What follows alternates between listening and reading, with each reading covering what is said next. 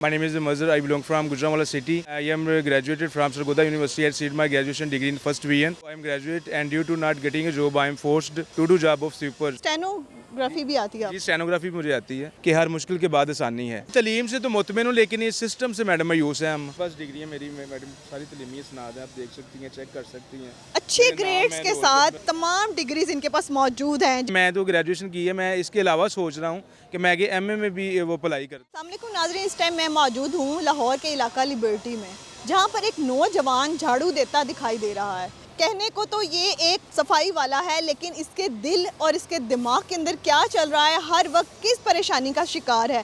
तालीम की पाकिस्तान में कोई कदर नहीं है। जिसके हाथ में कलम और कंप्यूटर होना चाहिए, वो शख्स के हाथ में जब झाड़ू देखा तो इससे बात करने पर हम मजबूर हो गए। भाई एक सेकंड में आपसे बात करना चाह रही हूँ, मुझे बताएं कि ऐसी कौन सी मजबूरी है कि आप झाड़ू दे रहे हैं। आपके बारे में मुझे सोशल मीडिया के थ्रू पता चला कि आप एक एजुकेटेड हैं, ग्रेजुएट पर्सन हैं, तो क्या मजबूरी है आपकी? मैडम मैं एज यू बेटर नो कि जिस तरह आप जानती हैं कि मुल्क की जो हालात जा रहे हैं, गवर्नमेंट की वैकेंसीज वैसे भी बैन हो चुकी हैं, जो प्राइवेट सेक्टर है वो भी पहले से लोगों से फिल हैं, तो एक छोटी सी जॉब हासिल करने के भी 2-2, 4-4 महीने, 6-6 महीने, इवन के साल लग जाता है। तो ये था कि अब शादीशुदा था, छोटे बच्चे हैं, बूढ़ी बीमार माँ है, तो बिजली के बिल हैं, गैस के बिल हैं, घर के 2 वक्त की रोटी और माँ की दवाइयों के खर्चा। झाड़ू ही क्यों?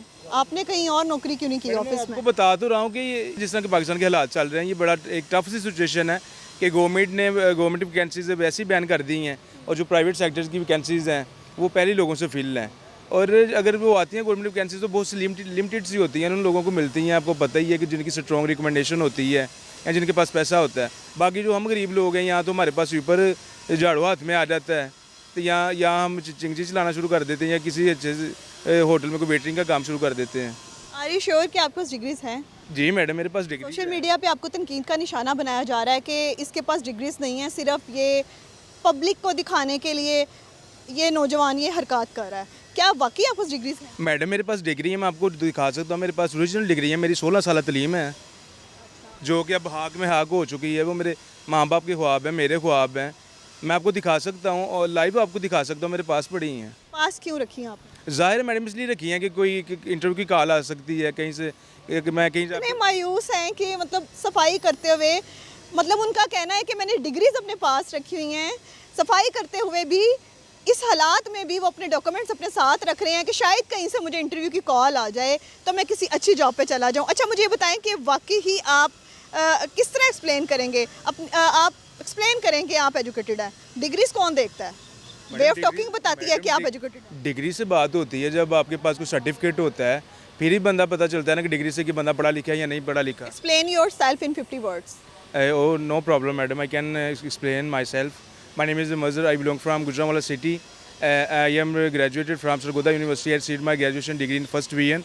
So I am graduate and due to not getting a job, I am forced to do job of sweeper. So it is my humble request to the Honorable CM Punjab Maryam Nawaz Sahiba and Prime Minister of Pakistan Shehbaz Sharif Sahib. So please sir, give me respectable and suitable job according to my qualification and experience and other short courses in any sector of the government. Short courses में कौन से courses किए हैं आप? Short courses मैंने stenography की है, assistant private secretary और टाइपिंग की। तो अभी तक उस पर भी आपने अप्लाई नहीं किया? मैडम मैंने की है, करना तो चाहता था लेकिन 4 साल से ही फेडरल्स की जॉब आती है असिस्टेंट प्राइवेट सेक्रेटरी की, ये 16वें ग्रेड की जॉब होती है, लेकिन 4 साल से वो बैन है। अब कर तो लिया है लेकिन जॉब आएंगी तो फिर अप्लाई करेंगे ना। स्टेनोग्राफी भी आती है? जी स्टेनोग्राफी मुझे आती है, वो मैंने हासिल की थी 1.5-2 साल उसमें मैंने सिर्फ किए थे। ठीक है। अच्छा मुझे बताएं कि नौजवान नस्ल तो कहती है कि हम शाये हैं, हम लोग ये काम क्यों करें, तो आपको जब ये आप झाड़ू लगाते हैं, सफाई करते हैं, तो आपके अंदर का ज़मीर मलामत नहीं करता है? मैडम दिल बर्दाश्ता भी होते हैं, ज़मीर मलामत भी करता है कि और आपका क्या कसूर है कि आपने 14 साल 16 साल तलीम हासिल करने के बाद एंड रिजल्ट ये निकला कि हाथों। यूनिवर्सिटी गोइंग थे, यूनिवर्सिटी के बच्चे तो कहते हैं कि हमें पानी का गिलास खुद ना पकड़ना पड़े, ना पानी ना पीना पड़े, वो अपनी शान में गुस्ताखी समझते हैं। तो आप झाड़ू लगा रहे हैं मेन लोकेशन पे जहाँ पे लोग, लड़कियाँ लड़के आपको बाकायदा देखते होंगे, तो किस तरह अपना मन मार के काम करें? ज़ाहिर मैडम शर्म भी आती है, दिल भी दुखता है और यही सोचते हैं कि यार हम मतलब इतनी एजुकेशन हासिल करने के बाद एंड रिजल्ट ये निकला है कि हाथों में झाड़ू हैं। लेकिन बीइंग अ मुसलमान दिल तो बड़ा टूटता है, लेकिन कुरान पाक की एक आयत है कि इसमें अल्लाह रब्बुल इज़्ज़त इरशाद फरमाते हैं कि ला तक़नतू मिन रहमतिल्लाह, कि मेरी रहमत से नाउम्मीद मत होना। और एक और जगह अल्लाह पाक इरशाद फरमाते हैं कि हर मुश्किल के बाद आसानी है। तो एक एक जब इस आयत को पढ़ते हैं तो एक हौसला मिलता है। आंखों में आंसू क्यों हैं? बस यही मैडम के हालात की वजह से कि इतनी एजुकेशन करने के बाद लोग अच्छी अच्छी पोस्टों पे बैठे हैं और हम रोड साफ़ कर रहे हैं। यही कसूर है कि हम गरीब लोग हैं। हम तालीम से मायूस हो के मुल्क से मायूस हो, मुल्क की हालातों से मायूस हो? नहीं, तलीम से तो मुतमिन हूँ, लेकिन इस सिस्टम से मैडम मायूस हैं हम कि पाकिस्तानी होने पे फ़ख्र है? फ़ख्र तो है, लेकिन कैसा फ़ख्र? कौन सा फ़ख्र? जिस मुल्क ने आपको कुछ नहीं दिया, जिस मुल्क में आपको रोज़गार नहीं मिला, उस पर फ़ख्र कैसा? मैडम मुल्क तो अच्छा है, लेकिन इसमें बसने वाले लोग बड़े ज़ालिम और बेइज्जत हैं। ये मुल्क तो बड़ा अच्छा है। वे ऑफ टॉकिंग है, स्किल्स हैं, सर्टिफिकेशंस हैं, डिग्रीज हैं, फिर भी आपको जॉब नहीं मिल रही है। तो मरीम नवाज़ साहिबा, बुरा मत मानिएगा, सवालिया निशान है। कैसे? मतलब एक शख्स है, अगर उसका मेडिकल भी कराया जाए तो वो इस टाइम बज़ाहिर तो फिट है, उसके अलावा फिर उनकी लैंग्वेज भी है, सर्टिफिकेशंस हैं, स्टेनोग्राफी है, टाइपिंग है, ग्रेजुएट हैं वो, तो कैसे नहीं उनको जॉब मिल रही? क्या हालात हैं? अच्छा मुझे बताएं, आपकी फैमिली में कितने लोग हैं? मैं हूँ, मेरी वाइफ है, 2 बच्चे हैं, एक बूढ़ी बीमार माँ है और 1-2 हमारे छोटे बहन भाई हैं। तो जब आप अप्लाई करने गए WMC में तो उन्होंने आपको अच्छी जॉब ऑफ़र, अच्छे डेजिग्नेशन पे ऑफ़र नहीं किया? नहीं मैडम, ये होता है कि कोई भी अच्छी जॉब के लिए आपको पता है यहाँ तो वेट करना पड़ता है, यहाँ को एक सिफारिश की ज़रूरत होती है। तो जब मैंने पूछा तो उनके पास कोई अच्छी जॉब नहीं थी, तो घर की जिम्मेदारियाँ थी मुझ पर, ज़ाहिर है खुद कफ़ील हूँ, मैं कमाने वाला हूँ, तो मैं कब तक वेट करता। तो इसलिए मुझे कोई जॉब नहीं मिल रही, तो मैंने कहा सेंट्री वर्कर ही मुझे आप रख लें। तो उन्होंने कहा जी आप आए हैं तो अगले दिन आप झाड़ू पकड़ें, ये आपकी ड्यूटी है। तो मैंने करना शुरू कर दिया। आप मुझे अभी ऑन कैमरा अपनी डिग्रीज दिखा सकते हैं अगर आप बुरा ना माने तो, क्योंकि देखें हमें आप पे यकीन है, लेकिन पब्लिक जो है उसको एविडेंस चाहिए होते हैं। बहुत से लोग हैं वो सोशली जब देखते हैं इंटरव्यू तो उनको पोस्ट में वो कमेंट करते हैं कि हमें कैसे पता है बंदा एजुकेटेड है भी या कि नहीं, डिग्री है। क्या आप लाइव मुझे अपने सर्टिफिकेट्स मैं दिखा लाइव सकते हैं? आपको अपने सारे सर्टिफिकेट दिखा सकता हूँ, सारी आप मुझे अभी दिखाएं, हम अभी देख लेते हैं। अभी उन्होंने कहा कि मैं आपको अपने सर्टिफिकेट्स दिखाता हूँ, डिग्रीज दिखाता हूँ।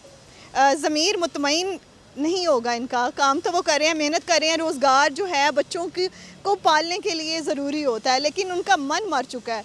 इस पाकिस्तानी होने के नाते वो शुक्र भी अदा कर रहे हैं, फ़ख्र भी कर रहे हैं, लेकिन फ़ख्र कैसा? कौन सा फ़ख्र जिसमें उनको यहाँ पे रहते हुए अच्छा रोज़गार तक ना मिला, तो वो कैसा फ़ख्र कर रहे हैं? जी इन्होंने अभी ये डिग्रीज दिखाई हैं। मेरे पास डिग्री है, मेरी मैडम सारी तलीमी सनाद है, आप देख सकती हैं, चेक कर सकती हैं। अच्छे ग्रेड्स के साथ, अच्छे ग्रेड्स के साथ, ग्रेड ए बी के साथ इन्होंने बाकायदा इंटरमीडिएट, ये है इनका मैट्रिक, और ये साथ प्रॉपर ग्रेजुएशन की डिग्री है और बाकायदा सर्टिफिकेट्स भी हैं।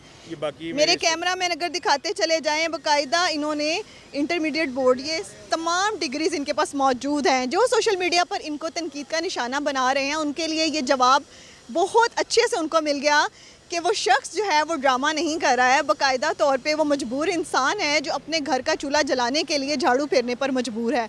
छोटे छोटे बच्चे हैं, बीमार बूढ़ी माँ है जिसके लिए वो मेहनत तो कर रहा है, लेकिन उसका ज़मीर मुतमईन नहीं है। वो पढ़ा लिखा इंसान है, सिर्फ डिग्रीज ही नहीं बल्कि स्किल्स भी हैं, लैंग्वेज भी है। उसके बावजूद हमारे लाहौर शहर में वो इस टाइम खड़ा हमें मजबूर होकर ऑन कैमरा अपनी ये सारी चीज़ें बता रहा है। ये उन नौजवान लड़कों के लिए, लड़कियों के लिए मैसेज है जो घरों में बैठे हैं, मेहनत नहीं करते, माँ बाप के पैसे पर पल रहे हैं। उनको एक अच्छा पैगाम है कि मेहनत करें, घर से बाहर निकलें। और गवर्नमेंट हुकूमत पंजाब CM मरीम नवाज़ साहिबा को ये रिक्वेस्ट है कि प्लीज़ ऐसे लोगों को देखें जिनको आपकी ज़रूरत है, जिनको आपके इदारों की ज़रूरत है। आप क्या पैगाम देना चाहेंगे गवर्नमेंट को? क्या रिक्वेस्ट करना चाहेंगे उनको? मैं ये रिक्वेस्ट करना चाहता हूँ कि स्पेशली मरीम नवाज़ साहिबा से कि उनको चाहिए कि एक ऐसी स्ट्रेटजीज़ तैयार करें, ऐसी पॉलिसीज़ मुरतब करें, ऐसे इनिशिएटिव लें कि जिसमें मेरी तरह के नौजवान जो हैं उनको ज़्यादा से ज़्यादा रोज़गार के मौके मैसर हों और वो सड़कों पर ज़लील ना हों।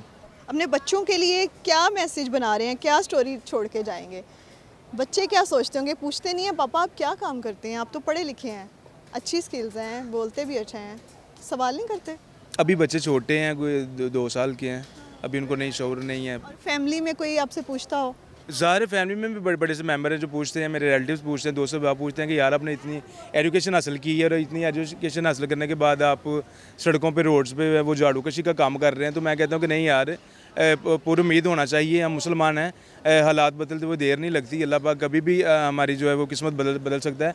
बल्कि मैं तो ग्रेजुएशन की है, मैं इसके अलावा सोच रहा हूँ कि मैं आगे एमए में भी वो अप्लाई कर दूँ। एमए का क्या करेंगे? आपके बीए ने आपको कौन से 4 चांद लगा दिए हैं? एमए करके क्या करेंगे? बस मैडम मेरा शौक है, वो अल्लाह पाक पे भरोसा रखना चाहिए। अल्लाह मुसब्बिल असबाब है, कोई ना कोई बेहतर सबब ज़रूर पैदा करेगा। जी, उनकी वो पुरुमीद हैं और वो उस उम्मीद के साथ आगे भी पढ़ना चाह रहे हैं कि शायद उनका अच्छा वक्त आ जाए, शायद उनको कोई ऐसा मुआवजा हो जाए कि उनके हाथ से झाड़ू छीन के उनको कलम और कंप्यूटर थमा दिया जाए और वो किसी अच्छी जॉब पर बैठ के रोज़गार अपना चला सकें, अपने बच्चों की रोटी कमा सकें। आखिरी बार फिर ये कहना चाहूँगी कि इनकी आके मदद की जाए। अगर गवर्नमेंट तक इंटरव्यू पहुंच जाता है तो काइंडली ऐसे लोगों को फैसिलिटेट करें। इस तरह के बहुत से लोग हैं जो पढ़े लिखे हैं, घरों में बैठे हैं और अपनी शर्म के मारे ना अपने ख़ानदान को कुछ बताते हैं, ना आके वो सामने आते हैं, अप्लाई जॉब करते रहते हैं, बार बार CV देते हैं, डोर नॉकिंग करते हैं, लेकिन उनको पूछने वाला कोई नहीं है। तालीम की कदर जो है कहीं नहीं की जा रही है। डबल MA मास्टर्स PhD किए लोग भी घरों में बैठे परेशान हैं, उनको कोई जॉब के लिए रखने को तैयार नहीं है। कमेंट सेक्शन में राय का इजहार करेगा। मुझे दीजिए इजाज़त। अल्लाह निगहबान।